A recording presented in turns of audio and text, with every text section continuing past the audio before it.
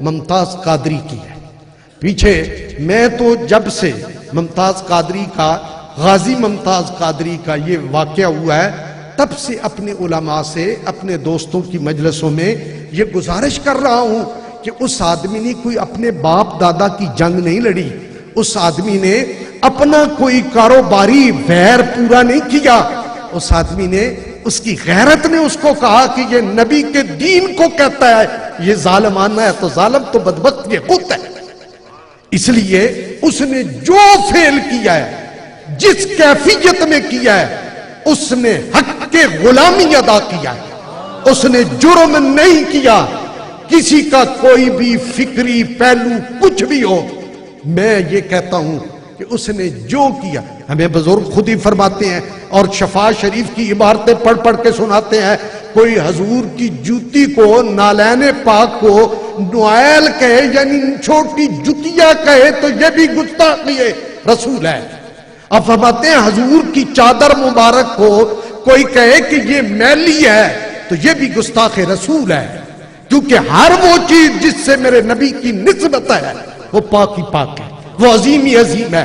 اور جو انسان کہتا ہے جوتی کے بارے میں یہ حکم ہے، چادر کے بارے میں یہ حکم ہے، حضور کے ایک صحابی کے ایک صاحبزادے نے کہا مجھے تو کدو پسند نہیں، انہوں نے زندگی بھر اس سے کلام نہیں کیا، مرتے ہوئے بھی اپنا منہ دوسری طرف کر لیا، کہا اس بدبخت کو میرے سامنے سے ہٹا دو. یہ غیرت تھی. اسی غیرت کا تو اس نے اظہار کیا ہے، اسی غیرت کا تو وہ علمبردار بنا ہے. ہمارے اگر حکمران انگریز ہوں تو ہم سارے اکٹھے ہو جائیں. اب اگر مسلمان یہی انگریزوں والی حرکتیں، گستاخوں والی حرکتیں کرے تو ہم ان کے سامنے نہ بولے، یہ کوئی بات نہیں ہے. اس لیے ہم اس ممتاز، غازی ممتاز قادری کے ساتھ ہیں نا. آپ بھی سارے لوگ ساتھ ہیں، ہم اس کے ساتھ ہیں. میں حیران ہوتا رہا.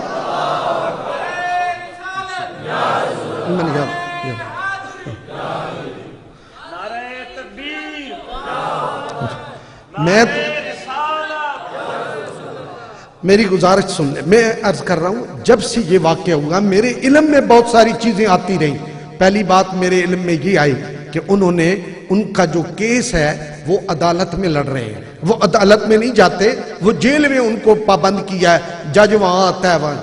تو میں نے اس بات کے اوپر بہت خاصا شور مچایا. میں نے کہا یہ بہت ظلم ہے، یہ بہت زیادتی ہے.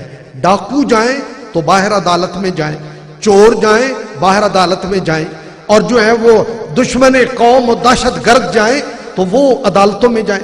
اس بندے نے کون سا ظلم کیا ہے اور کون سا اس نے بھاگ جانا ہے؟ جو آدمی اقرار جرم، اقبال جرم ایک بار نہیں 17 بار کرتا ہے، وہ بھاگنے والا تو نہیں ہے نا. اس نے بھاگ کے تو کہیں نہیں جانا. حق ہے اس کا کہ اس کو عدالت سے باہر لے کے جایا جائے تاکہ لوگ ملو، لوگوں سے وہ ملے. غلامان رسول کی جو شان و شوکت ہے اس کو دنیا دیکھے کہ وہ آتا ہے تو کس ڈب سے، کس سج سے وہ آتا ہے. لیکن اس بات کے اوپر ہم نے اپنی طرف سے کافی کوششیں کی، اب اس میں کامیاب نہ ہوئے. دوسرا مجھے کسی نے بتایا کہ ان کے کھانا جو ہے وہ ان کو اچھا نہیں ملتا. میں نے جا کر وزیر اعلیٰ اور ہوم سیکرٹری سے بات کی اور وہاں سے اجازت لی کہ جس طرح کا وہ کھانا چاہے ان کو مہیا کیا جائے. تیسری بات ان کی یہ تھی کہ وہ عدالت میں، جب جیل میں عدالت لگتی تھی، عدالت کے سامنے انہیں کھڑا رکھا جاتا، ان کے ہاتھ میں اور ان کے پاؤں میں بیڑیاں اور زنجیریں ڈالی جاتی. میں نے اس پہ احتجاج کیا. میں نے کہا جب تم ڈاکوؤں کو جیل میں ڈالتے ہو تو ڈالنے کے بعد ان کی جیلی ہتھکڑیاں کھول دیتے ہو. یہ کون سا بڑا بندہ ہے جس کو تم نے جیل میں بھی ہاتھ باندھ کے اس کو کھڑا کیا ہوا ہے؟ 4-4 6-6 گھنٹے وہ کھڑے رہتے تھے. تو ہم نے اس پہ احتجاج کیا. میں صرف ملک میں نہیں، ملک سے باہر ہم نے احتجاج کیا.